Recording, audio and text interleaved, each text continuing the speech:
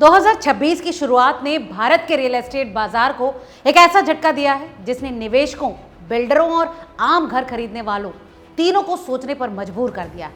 क्योंकि जनवरी से मार्च यानी सिर्फ 3 महीनों के अंदर ही जो डेटा सामने आए उसने उस रियल एस्टेट की हवा निकाल दी है जिसे पिछले 2 से 3 सालों से लगातार बढ़ते ग्राफ के साथ पेश किया जा रहा था।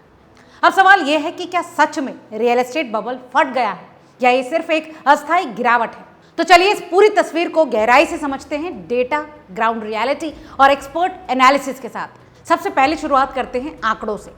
2026 की पहली तिमाही यानी Q1 में भारत के टॉप 9 शहरों में हाउसिंग सेल्स 13% गिरकर सिर्फ 98,761 यूनिट्स रह गई। और सबसे बड़ा झटका यह है कि 18 क्वार्टर यानी लगभग 4.5 साल बाद पहली बार बिक्री 1 लाख यूनिट से नीचे चली गई। यानी जो मार्केट कोविड के बाद लगातार ऊपर जा रहा था वो अब ब्रेक मार चुका है। और सिर्फ सेल्स ही नहीं बल्कि नए प्रोजेक्ट्स लॉन्च भी 19% तक गिर चुके हैं। दोस्तों ये साफ दिखाता है कि बिल्डर्स खुद भी अब उतने अग्रेसिव नहीं रहे। लेकिन असली कहानी सिर्फ गिरावट नहीं है बल्कि ये समझना है कि ये गिरावट आई क्यों। और यहीं से शुरू होता है रियल एस्टेट का सबसे बड़ा सच। पहली वजह है सप्लाई शॉक यानी बाजार में घरों की कमी।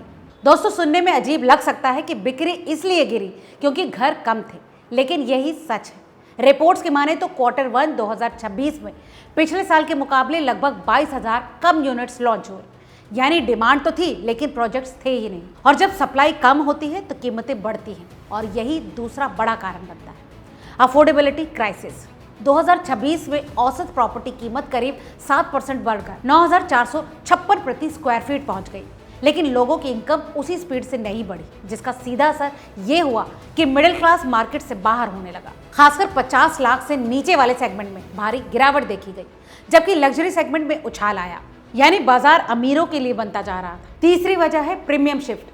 दोस्तों आज बिल्डर्स सस्ते घर बना ही नहीं रहे क्योंकि उसमें मार्जिन कम है और इसीलिए वो 1 करोड़ से ऊपर के प्रोजेक्ट्स पर फोकस कर रहे हैं। और इसका नतीजा ये है कि आम आदमी के लिए आज घर खरीदना और मुश्किल हो चुका है। चौथी वजह है ग्लोबल फैक्टर्स। जी हाँ, भारत का रियल एस्टेट अब ग्लोबल पॉलिटिक्स से भी सीधे प्रभावित हो रहा है। मिडिल ईस्ट में तनाव और यूएस ईरान जैसे जियोपॉलिटिकल इश्यूज ने निवेशकों और खरीदारों के मूड को खराब कर दिया, जिससे पहले क्वार्टर 2026 में डिमांड 7% तक गिर गई। यानी लोग बड़े फैसले टाल रहे हैं। पांचवा कारण है इंटरेस्ट रेट्स और इकोनॉमिक अनसर्टेनिटी। 2025 के आर्थिक झटकों, शेयर बाजार की गिरावट और महंगाई ने लोगों की सेविंग और उधार लेने की कैपेसिटी को प्रभावित किया है, जिससे हाउसिंग डिमांड पर सीधा असर पड़ा। और छठा कारण है इन्वेंट्री बिल्टअप। दोस्तों कई शहरों में अनसोल्ड फ्लैट्स बढ़ रहे हैं क्योंकि जो घर बने हैं वो महंगे हैं और बायर्स अफोर्ड नहीं कर पा रहे हैं। यानी डिमांड मिसमैच हो चुका है। सातवीं वजह है सिटी वाइज क्रैश। अगर शहरों की बात करें तो मुंबई, पुणे और दिल्ली एनसीआर जैसे बड़े बाजारों में सबसे ज़्यादा भारी गिरावट आई, जहां बिक्री 7% से 11% तक गिरी। जबकि कुछ शहरों जैसे बेंगलुरु और कोलकाता ने थोड़ी मजबूती दिखाई, जिससे साफ है कि ये नेशन वाइड क्रैश नहीं है बल्कि अनइवन स्लोडाउन है। आठवां कारण है इन्वेंट्री एग्जिट।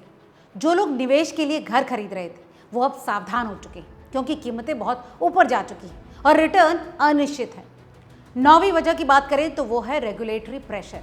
महारेरा जैसे रेगुलेटर्स की सख्ती बढ़ी है, जिससे फर्जी और रिस्की प्रोजेक्ट्स पर रोक लगी है, लेकिन इससे शॉर्ट टर्म में सप्लाई भी धीमी हुई। अब बड़ा सवाल ये है कि क्या ये रियल एस्टेट बबल बस्ट है। तो इसका जवाब थोड़ा कॉम्प्लेक्स है। अगर आप 2008 जैसी क्रैश की उम्मीद कर रहे हैं तो अभी वैसा कुछ नहीं होने वाला, क्योंकि भारत में डिमांड स्ट्रक्चरली स्ट्रांग है। अर्बनाइजेशन, पॉपुलेशन ग्रोथ और हाउसिंग एस्पिरेशंस अभी भी हाई है। लेकिन जो कुछ हुआ उसे बबल क्रैक जरूर कहा जा सकता है। यानी मार्केट ओवरहीट हो चुका है और अब करेक्शन हो रहा है। असली खतरा यहाँ यह है कि अगर यही ट्रेंड जारी रहा, high prices plus low affordability plus low supply, तो आने वाले 6 से 12 महीनों में रियल एस्टेट में बड़ा स्लोडाउन या फिर लोकलाइज्ड क्रैश देखने को मिल सकता है। अब सवाल ये भी है कि आगे क्या होगा। तो 3 सिनेरियोज बनते हैं। पहला है रिकवरी। अगर इंटरेस्ट रेट्स कम होते हैं और सप्लाई बढ़ती है तो सेल्स एक बार फिर से बढ़ सकती है। दूसरा है स्टैग्नेशन, जहां मार्केट कुछ समय तक फ्लैट रहेगा। तीसरा है करेक्शन, जहां कुछ शहरों में प्राइसेस गिर सकते हैं। लेकिन एक बात तो साफ है, अब वो दौर खत्म हो चुका है जहां कुछ भी खरीद लो दाम बढ़ जाएंगे। अब बायर स्मार्ट हैं और मार्केट सेलेक्टिव हो चुका है। तो अगर आप भी एक इन्वेस्टर हैं तो आंख बंद करके एंट्री ना लें। लोकेशन, प्राइसिंग और डेवलपर क्रेडिबिलिटी जरूर चेक करें। अगर आप एक खरीदार हैं तो पैनिक में ना खरीदें, क्योंकि मार्केट अब बायर फ्रेंडली बनने की तरफ जा रहा है। और अगर आप एक बिल्डर हैं तो ये समझ लीजिए कि प्रीमियम ड्रीम हमेशा नहीं चलता।